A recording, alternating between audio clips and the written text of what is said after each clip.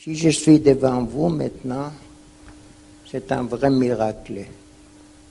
J'étais pris par la Gestapo, j'avais 20 ans. J'étais enrôlé dans la résistance sans ma volonté, mais comme on me connaissait, comme je faisais les faucons rouges, je faisais encore les autres partis de gauche, je me connaissais bien. Alors, au mois de septembre de 1940, on m'a apporté le premier paquet de journaux que j'ai commencé la résistance. On ne m'a pas demandé si je voulais. Voilà ton paquet et débrouille-toi. Je me suis débrouillé. Pendant 2 ans, après, je me suis débrouillé pas mal. Et puis, ça continuait. En 1942, je devais distribuer, j'avais encore un paquet de journaux et je devais les distribuer.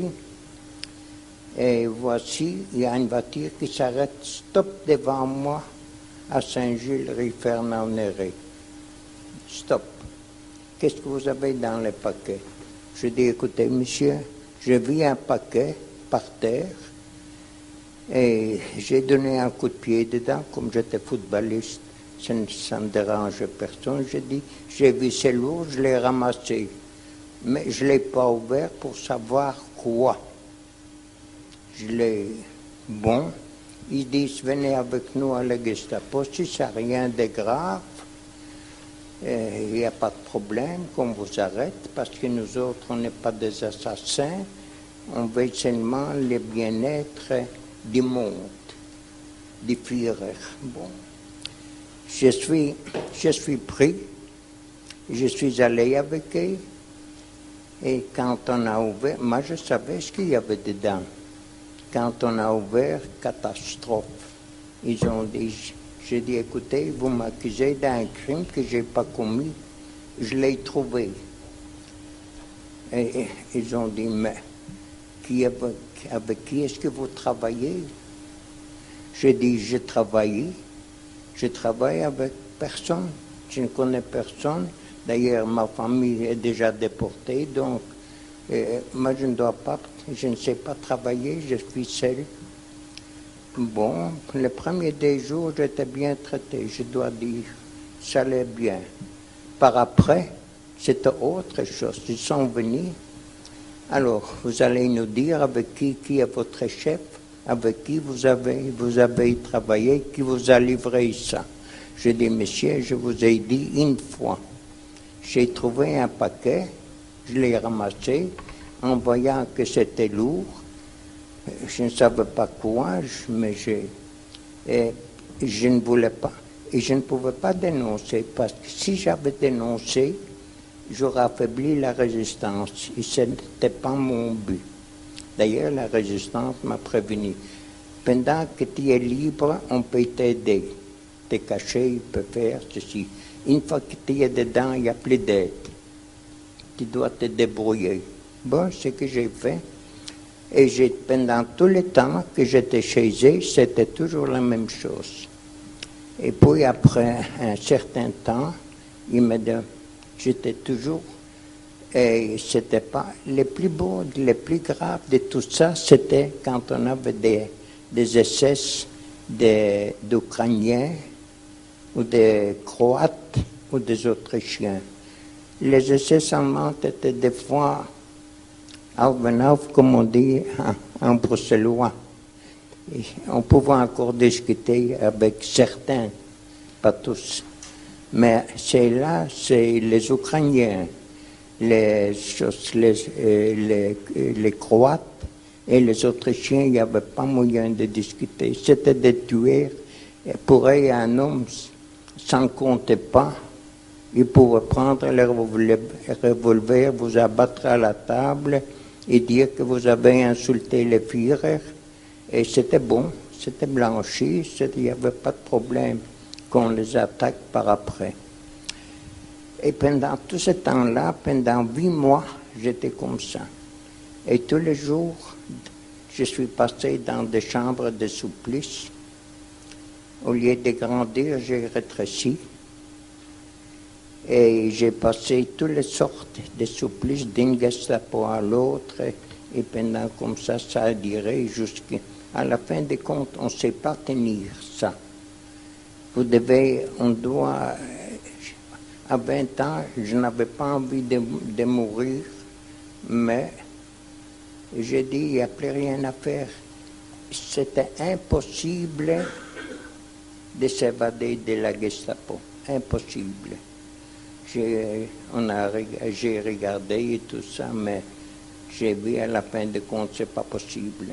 Avec ces portes en fer et avec ces sécurités et tout ça, c'était pas possible.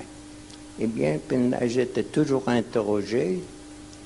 Jusqu'à un beau jour, il y a un Gestapo me demande en allemand, est-ce que vous aimez le Führer?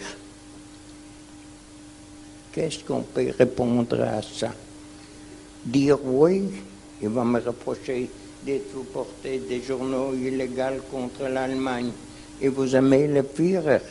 Ça, c'est un menteur et un anti-allemand, on peut l'abattre sur place. Alors, dire non, pas aimer le Führer, est-ce que vous savez ce que ça veut dire, ne pas aimer le Führer? C'était l'amour tous les deux, mais il fallait répondre à une sortie. Et je ne sais pas par quelle manière j'ai trouvé cette sortie. J'ai dit, écoutez, monsieur, à ce moment-là, j'ai parlé allemand, parce que je sais parler l'allemand. J'ai dit, écoutez, monsieur le commandant, je suis juif. En étant juif, je ne paye pas. J'ai aucune opinion des Führer. Les Führer, c'est seulement pour le peuple allemand. Il a droit de critiquer, de l'aimer, de tout. Mais moi, en tant que juif, et toutes les autres nations n'ont aucun droit. Il m'a fait un sourire jusque là-bas, jusqu'à ses oreilles. Il me dit, wollen Sie arbeiten für uns? Si je voulais travailler pour eux. Travailler, j'ai dit oui, c'est dans un bureau. Et pourquoi dans un bureau? Parce que dans un bureau, on avait des fois d'accès à certains documents. Les sortir dans la poche, ce n'était pas possible, mais on les déchirait, on les mettait dans les bacs à papier, et la résistance est allée tous les jours aller vider ce bac à résistance. Des fois, ils trouvaient, des fois, ils ne trouvaient pas. Ça dépendait les jours. Et alors, il dit, non, ce n'est pas, c'est plutôt bei der Ausforschung, à l'interrogation. J'ai dit là, écoutez, je ne suis pas policier, moi.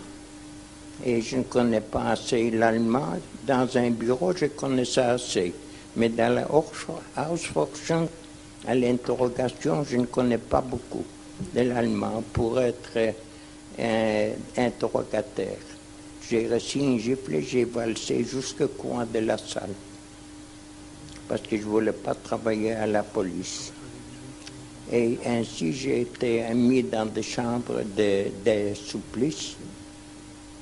Tous les excès du monde, ont passé par moi, que j'ai encore des séquelles aujourd'hui de ça. Et c'était impossible de tenir. À la fin des comptes, et comment ça se fait que je suis vivant? Ça, c'est une autre paire de manches. À la fin des comptes, je voulais mourir. Je ne tenais plus. Après quelques mois, parce que vous ne voyez pas les mois, vous ne voyez pas les jours, vous ne voyez rien. C'est toujours noir devant vous, avec une petite lampe qui s'est allumée. Et je voulais redonner des retours des gifles que j'ai reçus, un SS. Et c'était ma fin. J'étais tellement tabassé, avec ces talons, ils m'ont marché sur mes reins, sur mon dos, sur mon cervical, tout ça, et j'étais laissé pour mort. On a appelé un médecin, docteur de Winter à ce moment-là, il est venu, en me voyant, il a dit, ça, Moi, je ne soigne pas ça. C'est un Jude, c'est un Juif, il me donne. Mais puis, il essaie de le crever à l'hôpital, vous voyez qu'il est mort. Après la guerre, je suis allé voir ce bon monsieur, ce docteur. J'ai dit, pourquoi est-ce que vous avez fait ça? J'ai dit, pour moi, c'était la première chose, comment vous sortir de là. Si je vous aurais donné des soins, je vous aurais gardé, et vous aurez envoyé à l'hôpital Brigman, là vous serez soigné et puis partir avec les dossiers noirs. Et les dossiers noirs, c'était directement dans la chambre à gaz. Alors,